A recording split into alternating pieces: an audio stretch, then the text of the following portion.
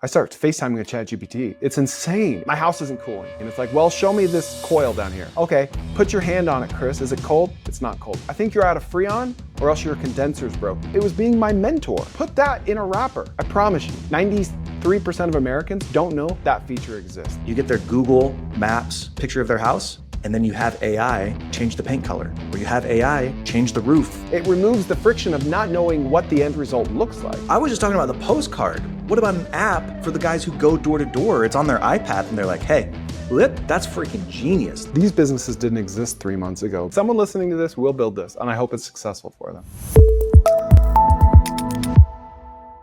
All right, I have a business idea that I shamelessly ripped from you that I think someone listening should start like this afternoon, okay? I'm ready for it. You ready? Butthurt, all right, but I'm ready for it. So you told me about a month ago that you were using ChatGPT to play trivia games with your sons, correct? Yeah. Okay, so about a week after you told me that, I was on a date with my 9-year-old boy, and we were driving around, and you know, sometimes it's hard thinking of things to talk to your sons about, or your kids, right? Yeah. Well, how was your day? Good. What do you like to do? I don't know. And so ChatGPT can really be a relationship enhancer. And so I took a page out of your playbook. I used the ChatGPT voice to speech feature, which is amazing. Like if I'm on my phone using ChatGPT, I rarely type anymore. I just talk to it. It's amazing. And I'm kind of like my uncle who only does like speech to text. I'm like that version now with ChatGPT. Where You're that like guy everyone now? in the room can hear me. Yeah, I'm the Hey, ChatGPT, I have a fungal infection on my scrotum. I was just going to say fungal infection. I was just going to say that. I'm like in the middle of church. Fungal infection, third toe. Causes? Did we quickly talk about how much I hate the new voice? I hate it. I don't want you to pause. I don't want to hear you breathing. I don't want to hear you chuckling. Be a robot. Be fast. Like mine, I don't know if yours sounds like this. This is exactly what mine sounds like. Okay, yeah.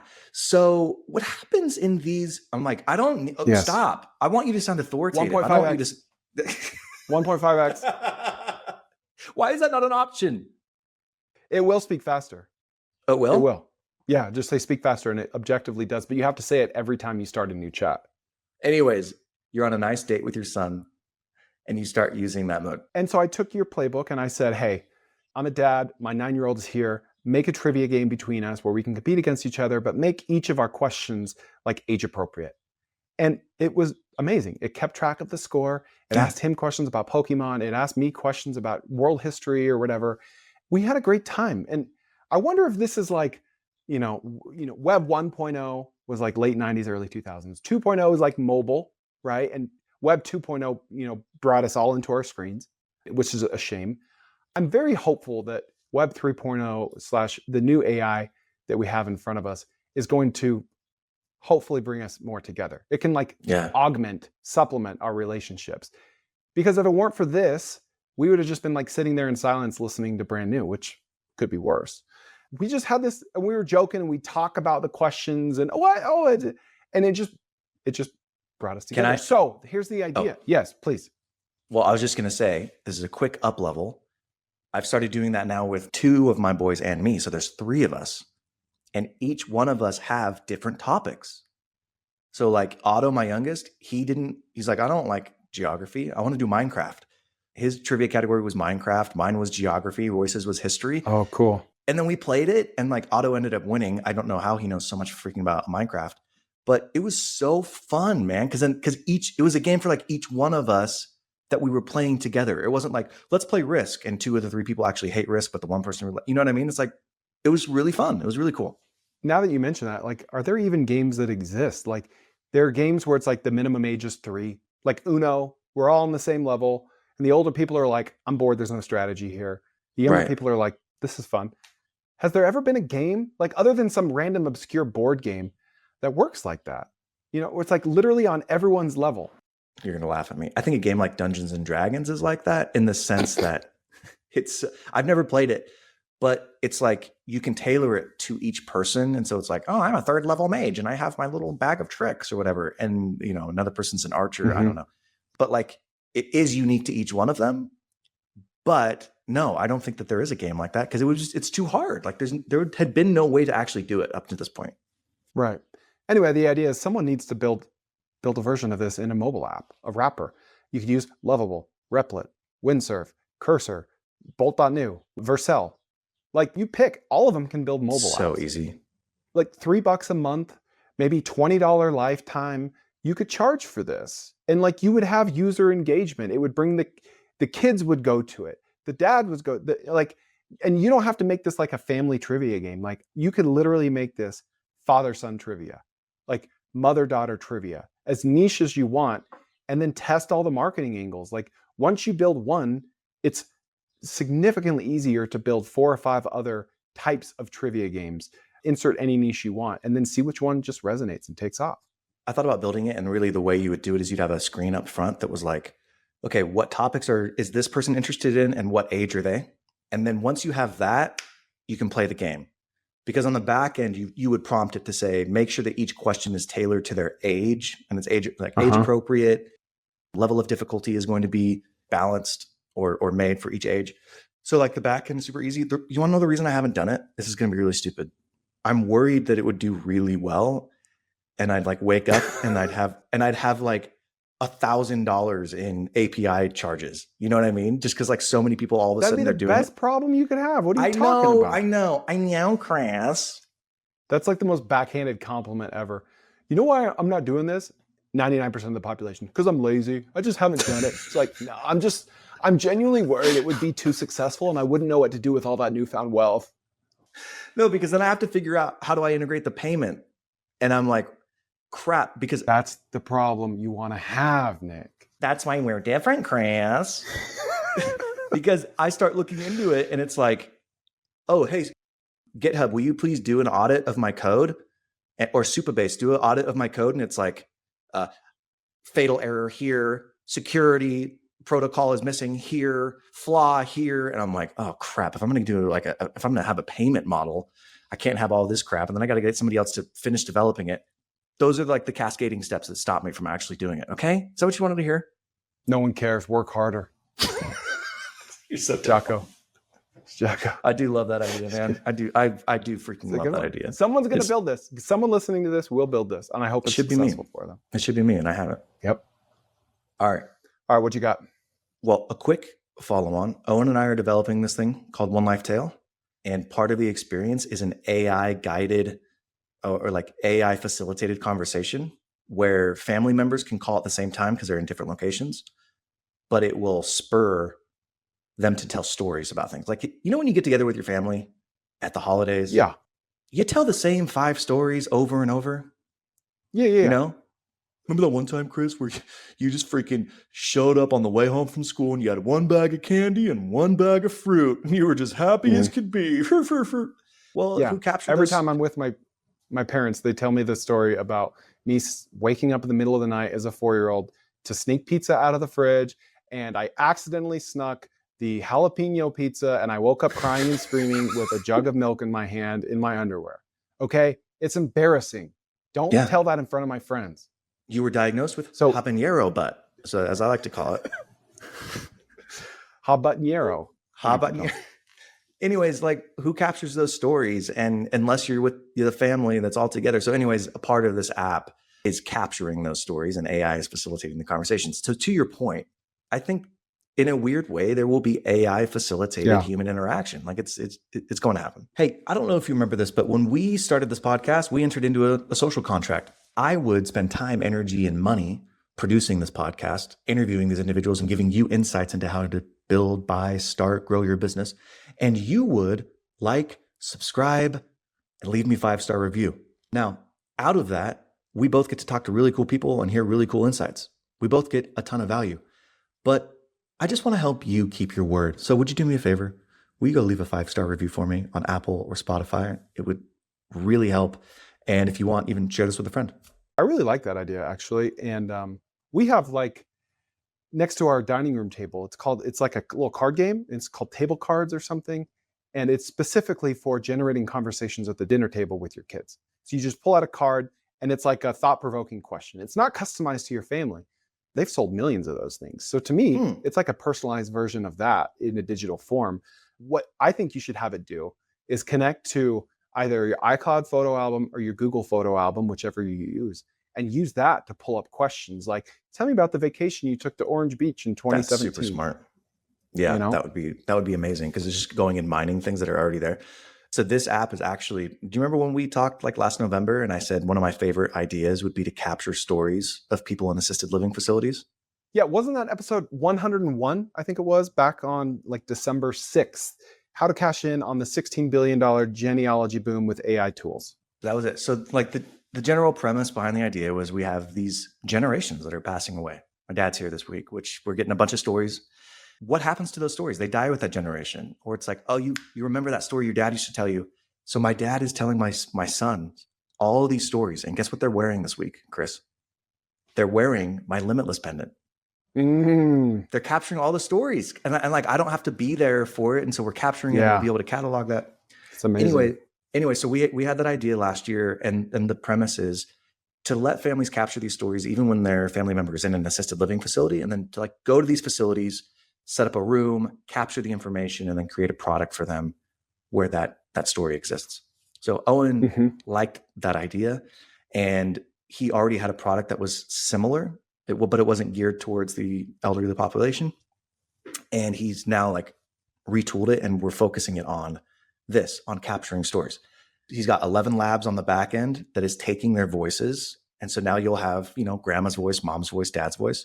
It's also facilitating conversations with people where you can capture the conversation that they're having about the stories. Like we were just talking about, oh, remember that time when you were 16, you were such an idiot, you crashed that car.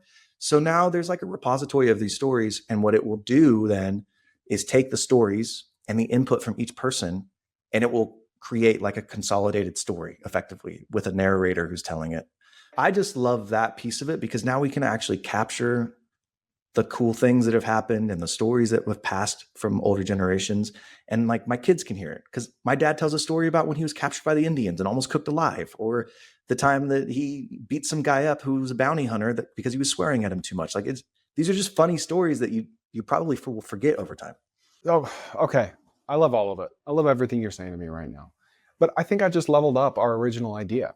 This is so obvious in retrospect. So we had talked about putting like some sort of a booth or a laptop or something lightweight in an assisted living facility where someone could walk up to it. They could be prompted, once again, because they might not remember all the most relevant stories. So the voice agent would just start talking to them and get all these stories out of them and record them. Why not just make this an app that's just an AI voice agent or a phone number that you call?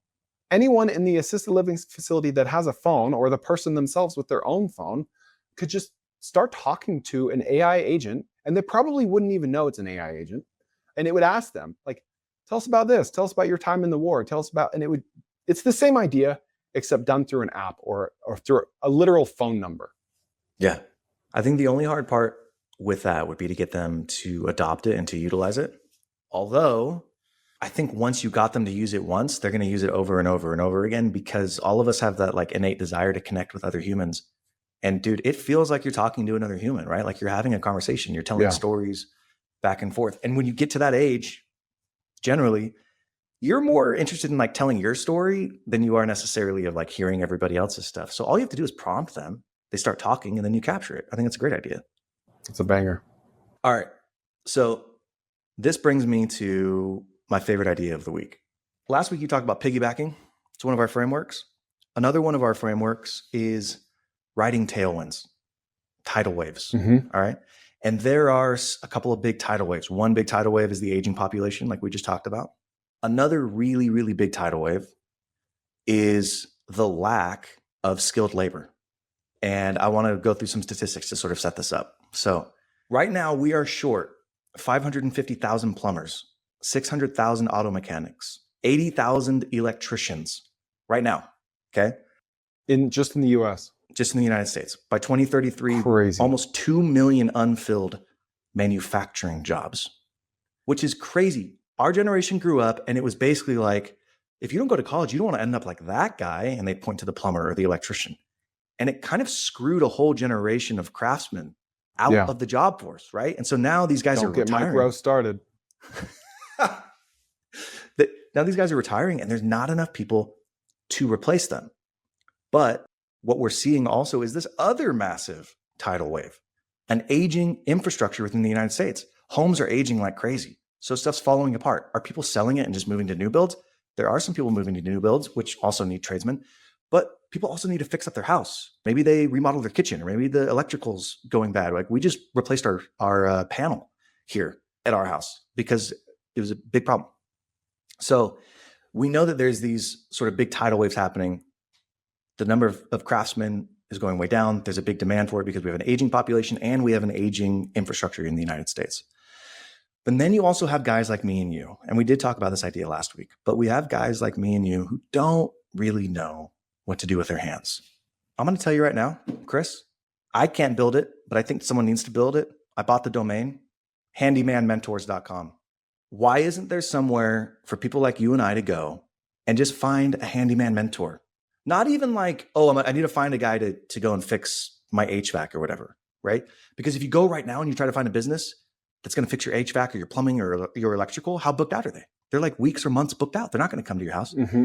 I don't necessarily need a union bonded licensed plumber to come to my house. I just need a guy who knows his way around the kitchen to come show me how to change a couple of pipes. Like right? if your dad lived in town.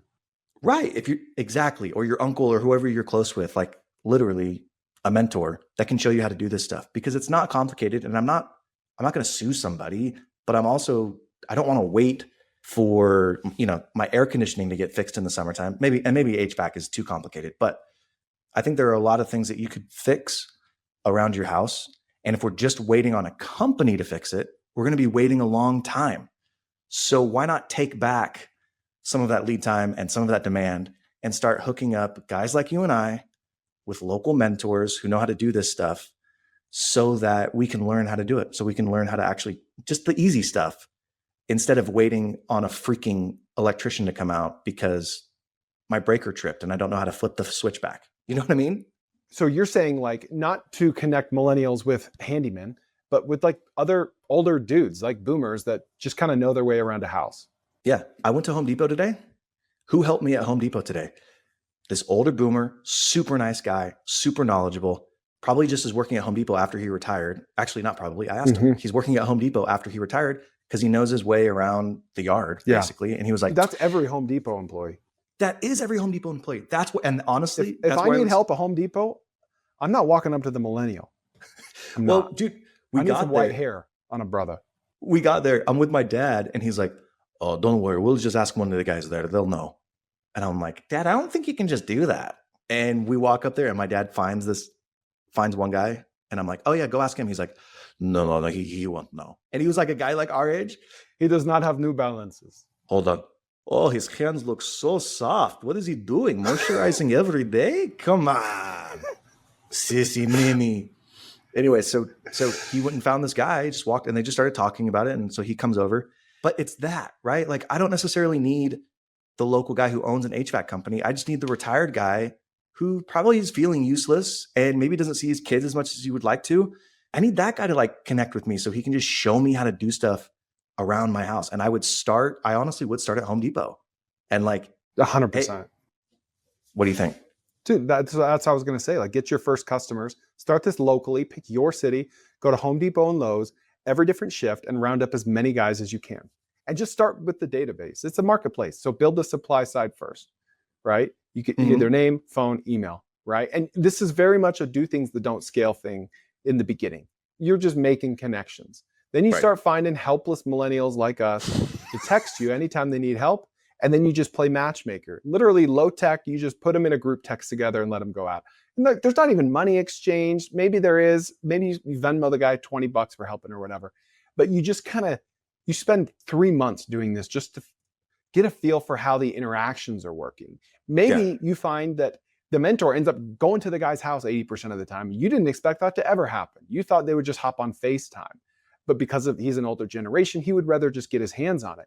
Maybe that changes the pricing structure. Like this is the type of business that you don't want to approach it from like, oh, I know how this is going to go. I'm going to build it like this. No, this is innovative. This is new. Like people aren't doing this.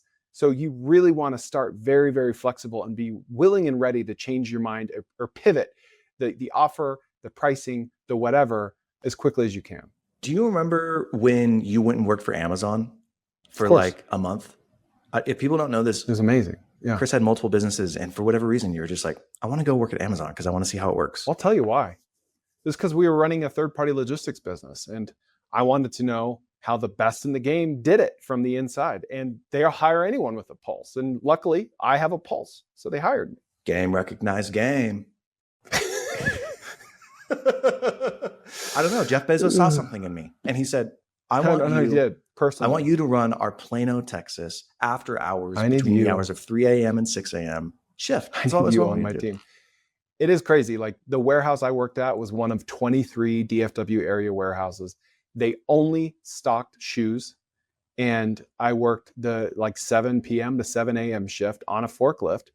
And it was on this invisible track. I couldn't like go crazy with it and knock over all the pallet racks. You just press go. One day I'll make a whole episode about it because it was very interesting, but it was awesome. Well, dude, so you would call me at the end of every shift. That was when we talked multiple times a day, which we don't anymore because we both have a family and are busy. We don't talk anymore.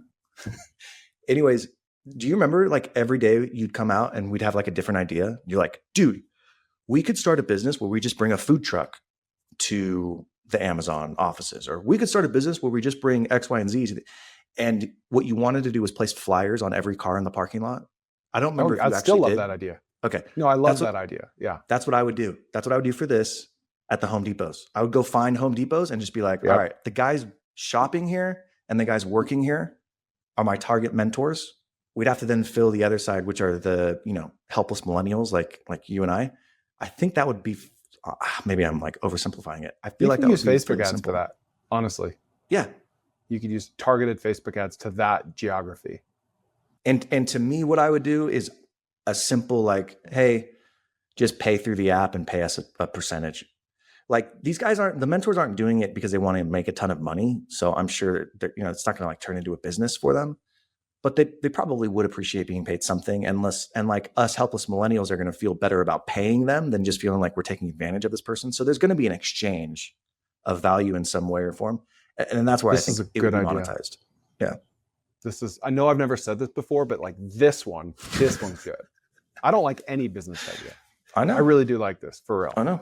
And it's there's this dichotomy happening where on one hand, this is very much the type of business where you go out there, you put flyers on cars, you're shaking hands at Home Depot, you're doing things that don't scale. But once you see that it works in Greenville, Texas, like it will work anywhere. Like at that moment, it's like, okay, we're going venture scale here because we need to blow this up as quickly as possible. Whereas most businesses, I would really not suggest you raise a bunch of venture capital for, but I think this could be one where you do. I know we've talked about this before, but it's almost like remember when we talked about cable and the unbundling that happened, where it's like there's all these platforms now, they've unbundled it. First it was really bundled and then it was unbundled.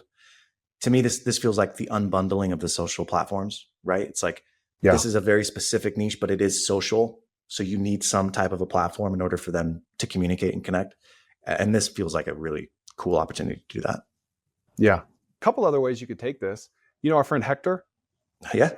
I'm having him on the pod this week. He helps people start trade school businesses, and it's really interesting. But his bread and butter is selling like a certification course for HVAC technicians. And once they pay like $8,000 or $12,000, that's fully funded by the government, he sends them an Oculus, like $400. And they just log into it through some software that he didn't even build this. I think he's just white labeling it. And they just put on their Oculus, and he showed me a video of it, and they're like fixing HVAC units, like in the metaverse, basically. You could use something like, you could go that direction. You could build an Oculus app for this. Okay, more technical, more friction to launching. I like your idea better, but that's another angle. The other angle is to do what I do when something breaks. This just happened with my HVAC 2 weeks ago. It stopped working, one of our units, and I went out there. And have you ever used like the ChatGPT FaceTime feature? Yeah. Oh man, I started FaceTiming with ChatGPT. It's insane, and it's like, all right, here's what I'm looking at. My house isn't cooling. The fan's turning, house isn't cooling, and it's like, well, show me this coil down here. Show me the coil. It's like, okay, put your hand on it, Chris. Is it cold? It's not cold. I think you're out of Freon, or else your condenser's broken. Freon's going to be really cheap. The condenser's going to be like $3,000. Let me see your coils. Show me coils. Okay. What unit is this? Can you show me the label? It should be right on that left corner. Show them the label. Okay, you're 9 years in. You might still be under warranty. Like, are you kidding me? How valuable is this $20 a month subscription? Like, that's kind of what we're talking about. It was being my mentor.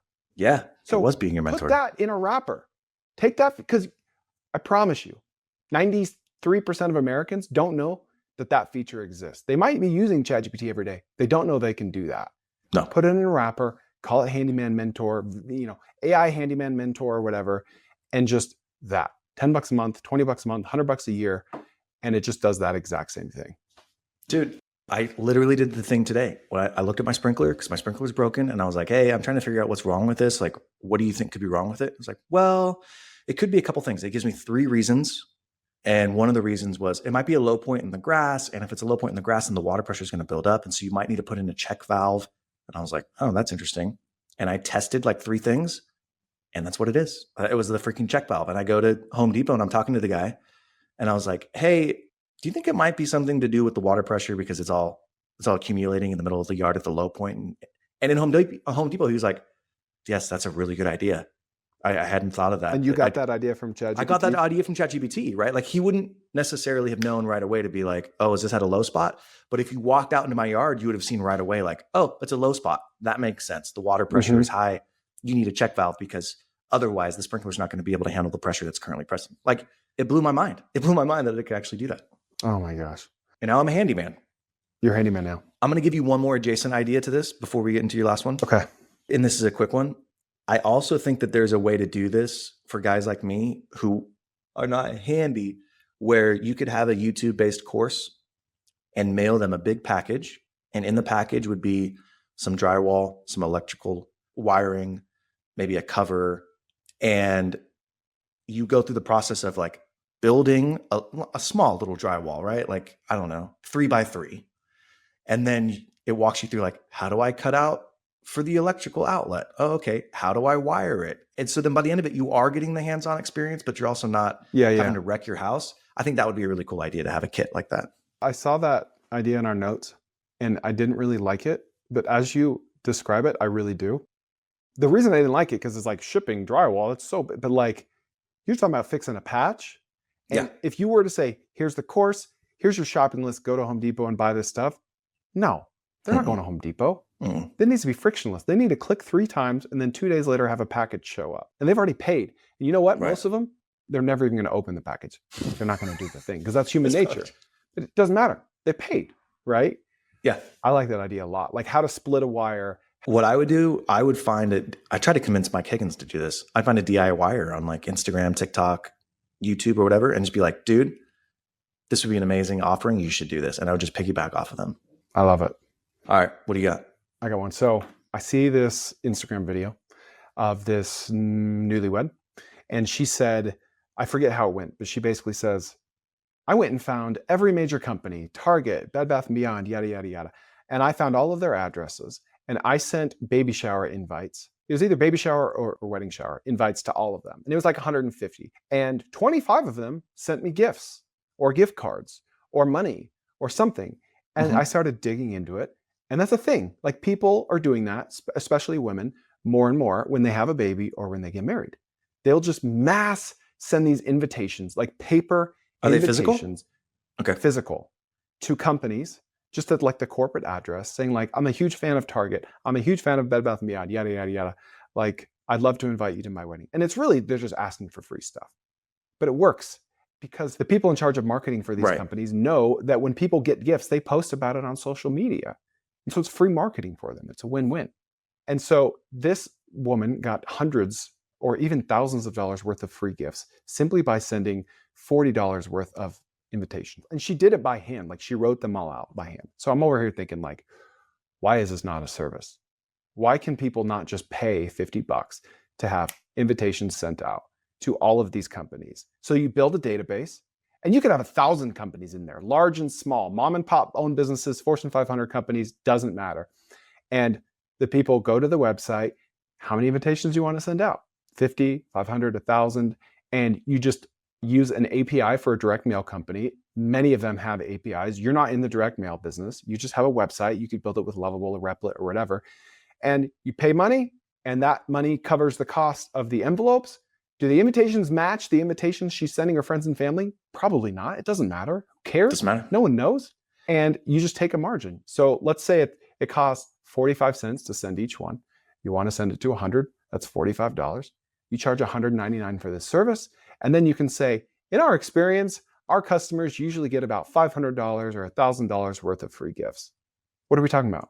Dude, all right, I'm going to up-level it for you. Push it with Facebook ads. I'm working with this guy. He wants to buy a business, and I'm like helping him try to find a business. And one of the things I told him was, you need to send out mailers of you, right? Your family. Hey, this is me. Here's a letter about me. And he's like, should I do like handwritten? And I told him, dude, this was what, 15 years ago when is either you or your wife got your realtor's license. And so my wife, you didn't actually write it, but you had like the computer handwrite it out, or it was like printed in handwriting. It just sent postcards. You would just upload it to CSV, upload it to postcard design. We were done. Yeah. Okay. So I told him about that and he's like, oh, interesting. And so he goes and does some research and he finds this company. I think this is the one. It's called ghosthandwriter.com. These are robots. The robots literally write on a piece of paper his messages. Yep. And so he wrote like 1,000 of them. I can't remember exactly how much it costs. Not only the open rate, but the response rate is just so much higher when it looks like it was actually written as opposed to just printed by a computer as it comes out. So you could even do it where you have a robot handwriting it. And this is exactly what it is. Yep. Ghosthandwriting.com. The other thing, similar but related, I talked to a guy this week. His company is called HireBus. And he's just built a bunch of apps. And one of the apps that he built specifically for home services, and he built this on Replit, right? This isn't like a overly complicated app. He pulled all of the addresses and then he had that, I don't know how he wrote it, but he had that then go to Google Street View of those houses, took a picture of that house, and then that house was put onto custom postcards. So when the homeowner goes out there, they're getting a postcard with their house on it.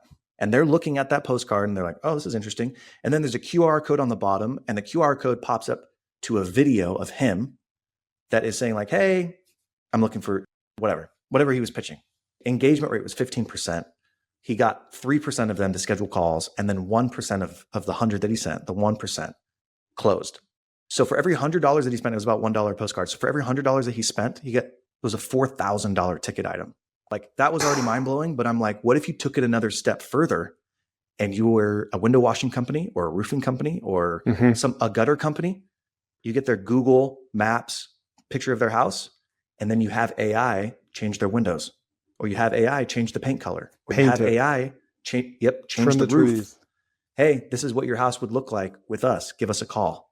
If it's $100 and you know your close rate is a 1% close rate and your average ticket size is $4,000, like what are we talking about here? What are we talking about, dude? All day. Dude, it's another way of removing friction. You knock on a homeowner's door and you say, hey, we paint your house white. It's like, okay, what's your close rate on that? Whereas if you said, hey, we paint your house white, and you hold up a picture of their house painted white. Oh my gosh, I liked my house, but that looks much better. It removes the friction of not knowing what the end result looks like. I was just talking about the postcard. What about an app for the guys who go door to door? It's on their iPad. And they're like, hey, blip with the iPad. That's freaking genius. You ever heard of it? That would be incredible. Oh, you don't like that color? What about this color? Blip. Like right then and there, you could show them what their house looked like. Or even if it was direct mail, like you said, like in Texas, I swear every house is red brick, right? Let's say you take a neighborhood of 1,000 homes that are red brick. You send them all pictures of their house painted white. And most people that get that are not going to like what it looks like, or else they would have already painted their house white. But guess what? That gets them talking. They're going to post a picture on Instagram. Ha ha, how ugly does this look? This idiot thought my house would look good white. Thank you for the free marketing. You know? Isn't he an idiot? I think that would be an incredible business to start and fairly easy to build. These businesses didn't exist 3 months ago because the image generation capabilities weren't quite there yet, but it is now. All right, I'm going to share my screen. Dude, check this out. We moved into a new house. I posted these pictures and I was like, hey, this is what the front of our house looks like, okay? And I posted multiple pictures. You can see them over here. Here are the pictures of the same area of my house, taken from different angles. I feel like the area is out of control. Can you make me an image of what it should look like and create me a plan for getting there? Right? So like, look at this. It's just a mess. These are some of the pictures I uploaded. This is what it spits out. You ready? Look at that. You've been to my house. Looks amazing. Like, it looks incredible. Looks awesome. And it does look like my house. And it does. It literally created, hey, here's the image and a plan for me. This is exactly what we're talking about. Like, help the homeowner see literally see, not just in their mind's eye, but see what it might look like, how many more sales are you going to close? Oh my gosh. Forever What and are we ever, talking about? amen and amen. All right. Hopefully you liked that episode. And if you've made it this far, you're either really committed or you're stuck doing yard work and you can't actually skip on your phone. So while I have you, the show is growing, but I have a favor to ask of you. Will you please help me grow the show? I want to reach more people. There's a couple things that you can do. Like and subscribe is the simplest thing. Obviously, you want to get notifications for when the next episode is coming out. But if you go the next step, will you leave me a review? 5-star on Spotify or Apple. What that does is it tells the algorithm that, oh, hey, this is a high value podcast because more people are leaving reviews for it, and it then pushes it out to more people. So that's why when people are like, will you like and subscribe and put a 5-star rating? It's not just to make themselves feel better. It's actually to get more exposure for the show. So if you do that for me, I would greatly appreciate it. And I'll see you next time.